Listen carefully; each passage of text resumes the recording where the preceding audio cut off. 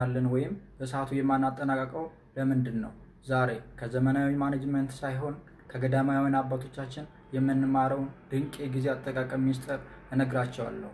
በማኔጅመንት ፎከስ ወይም ትኩረት የምንለውን አባቶቻችን ተመስጦ ይሉታል።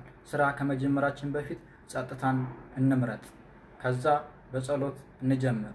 በጸሎት መጀመር አእምሮህን ለስራ ዝግጁ ያደርገዋል። ይህ አሰራር ውጤትህን በብዙ ፐርሰንት እንደሚጨምር እኒህ አባቶች ይናገራሉ።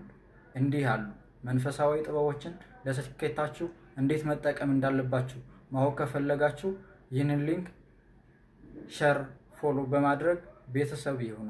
አመሰግናለሁ።